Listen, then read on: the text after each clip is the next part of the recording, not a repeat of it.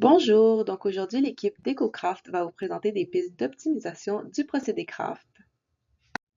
Dans cette présentation, nous allons vous présenter l'industrie des pâtes et papiers au Canada, des pistes d'optimisation de deux sous-produits du procédé, des optimisations pour la réduction des impacts environnementaux et des pistes pour l'efficacité énergétique du procédé. Commençons par un survol de l'industrie des pâtes et papiers au Canada. L'industrie au Canada des pâtes et papiers repose principalement sur le procédé craft pour la production de pâtes, de papier et de carton. C'est un secteur très capitalistique et énergivore en raison d'installations industrielles lourdes et de coûts d'exploitation élevés. Fortement orientée vers l'exportation, notamment vers les États-Unis, nos voisins, cette industrie génère environ 18 milliards de dollars canadiens par an, plaçant le Canada parmi les principaux producteurs mondiaux de pâtes. Le procédé craft domine car il combine transformation de bois et valorisation énergétique des sous-produits, comme on va l'explorer plus tard dans la capsule.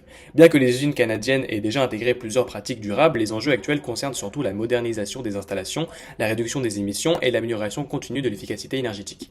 Un exemple très rapidement, ici dans les cantons de l'Est, l'usine Domtar, une usine de très grande capacité de production à plusieurs centaines de milliers de tonnes de pâte et papier par an, dont son énergie, à plus de 90% de son énergie vient de sources renouvelables, 97% de ses sous-produits de fabrication sont valorisés, et un site aussi où on fait de la cogénération, plus de 50 mégawatts, qui est équivalent à plus de 12 800 foyers québécois, ce qui est énorme, et qui plante aussi plus de 500 000 arbres par an, ce qui montre que la performance environnementale d'une usine de procédé craft au Canada est très bonne, notamment celle-ci. Nous allons maintenant vous parler de la mise en valeur des sous-produits. Dans une optique d'optimisation globale du procédé craft, il est essentiel de considérer la revalorisation de ces sous-produits, notamment l'huile de table brute. Générée à hauteur de 30 à 50 kg par tonne de pâte produite, cette huile est une biomasse dite de seconde génération. Contrairement aux autres biohuiles, elle ne compétitionne pas avec les sources alimentaires. L'huile de table offre une opportunité stratégique. Elle permet non seulement de diversifier les revenus des usines telles la nôtre, mais aussi de produire des biocarburants à faible impact environnemental, générant considérablement moins de soufre et de monoxyde de carbone que les combustibles fossiles. En 2019, la demande mondiale s'élevait à 1,43 million de tonnes, principalement pour des usages biochimiques. Toutefois, l'intérêt croissant pour ces applications énergétiques démontre un marché en pleine expansion et particulièrement prometteur. L'huile de table brute provient de l'unité de concentration de la liqueur noire. Celle-ci est séparée dans cette unité afin de se transformer en liqueur de cuisson réutilisable dans le procédé et en savon d'huile de table brute qui génère les sous-produits d'intérêt à la revente. Dans notre procédé actuel, l'huile de table brute est raffinée grâce à une unité d'acidulation, suivie par une série de distillations afin d'en extraire plusieurs compositions différentes, chacune ayant ses propres utilités. Dans notre procédé, nous produisons 4 sous-produits dérivés de l'huile de table brute: la poix, la résine, l'huile de table distillée et les acides gras. Les acides gras se distinguent par une plus grande diversité d'applications sur le marché. Comme mentionné précédemment, ces sous-produits sont surtout utilisés dans l'industrie biochimique, mais nous nous concentrons aussi sur sa revalorisation en tant que biocarburant.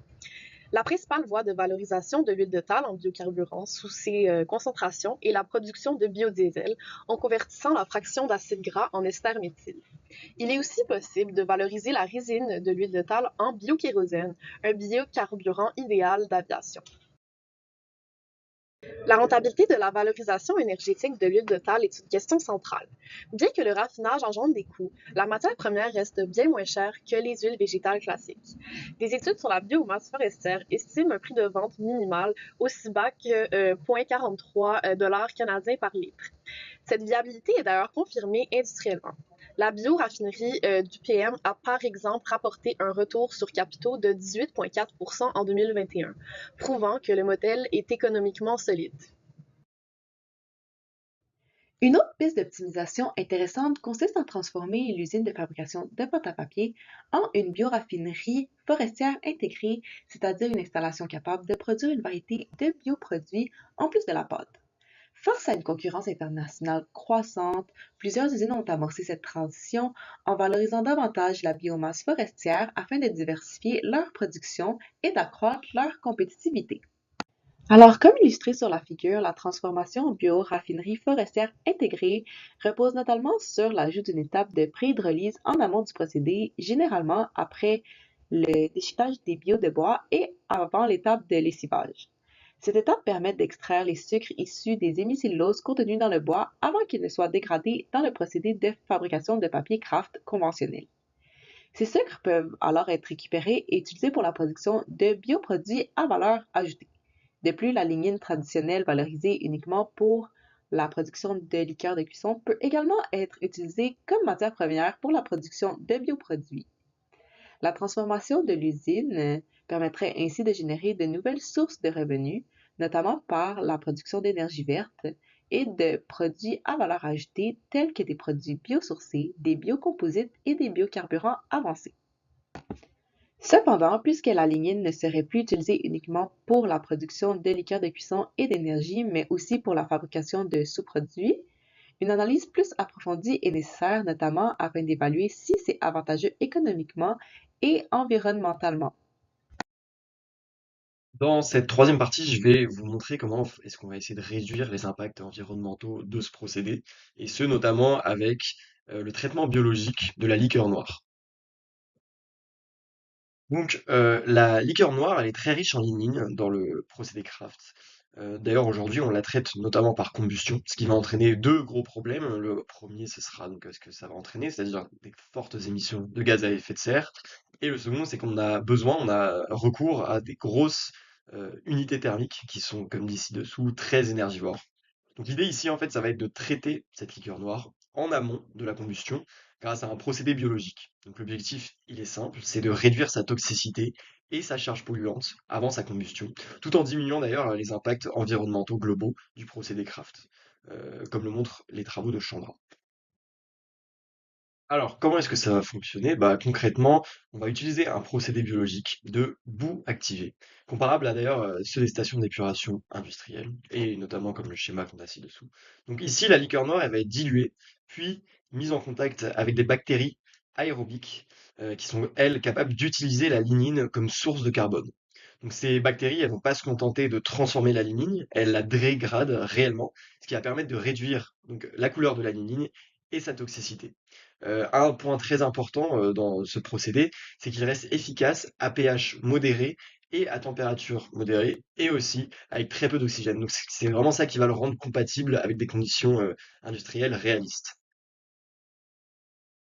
Donc vraiment ce procédé peut être vu comme quelque chose de très intéressant. Il va réduire, la couleur et la toxicité de cette liqueur noire, il va réduire la pollution des effluents, il va aussi réduire, les émissions de gaz à effet de serre liées à cette combustion.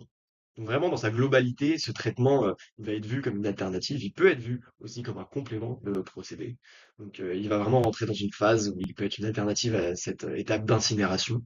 Et enfin, pour conclure, on peut aussi dire qu'il va améliorer cette acceptabilité, environnementale, tout en conservant d'ailleurs une logique industrielle qui est très cohérente. Passons tout de suite à notre dernier volet, celle de l'efficacité énergétique au sein du procédé Craft. Nous allons voir notamment une méthode qui s'appelle SUNA, qui vise à optimiser simultanément les réseaux d'eau et d'énergie en réutilisant intelligemment les flux d'eau chaude rejetés afin de réduire la consommation d'eau fraîche et de vapeur à faible coût. Dans l'unité d'évaporation de la liqueur noire, des grandes quantités de condensats chauds sont générés. Ces condensats contiennent principalement de l'eau, mais aussi des composés volatiles tels que le méthanol et des composés soufrés, surtout dans les premiers effets. Les condensats les moins contaminés sont envoyés vers une unité de stripping, où ces composés indésirables sont éliminés à l'aide de vapeur. La chaleur utilisée est ensuite récupérée et valorisée. Après traitement, ces condensats peuvent être réutilisés comme eau chaude dans le procédé, notamment par exemple au lavage de la pâte de l'unité 2, ce qui permet de réduire la consommation d'eau fraîche et la demande en vapeur, en cohérence totale avec l'approche SUNA. On valorise à la fois l'eau et l'énergie. On peut noter aussi que des condensats chauds sont aussi récupérables autour du lessiveur 01, dans la même idée mais pas décrit dans cet exposé.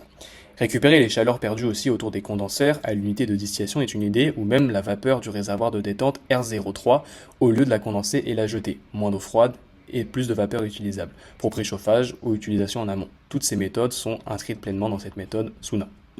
On sait que la fournaise de récupération B01 produit de la vapeur destinée à l'évaporateur EV05. L'optimisation ici proposée consiste à augmenter la pression de cette vapeur afin de mieux valoriser son énergie.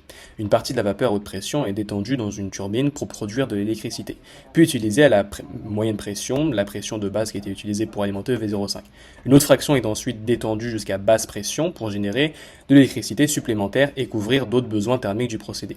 Des dérivations entre les niveaux de pression permettent d'ajuster les débits, transformant le circuit vapeur initial en un réseau intégré plus efficace énergétiquement. C'est ce qu'on appelle la cogénération et déjà est très implémentée dans les usines au Canada comme à Dunbar par exemple. Donc ici, très rapidement et pour conclure, on peut voir que près de 50% des purges des effluents et de l'eau fraîche sont économisés à plus de 50%, la vapeur à 32%, et on peut voir que la période de recouvrement pour les installations pour cette optimisation est très courte, en moins de 2 mois. Donc, voici notre bibliographie. Et nous vous remercions tous et toutes pour votre écoute.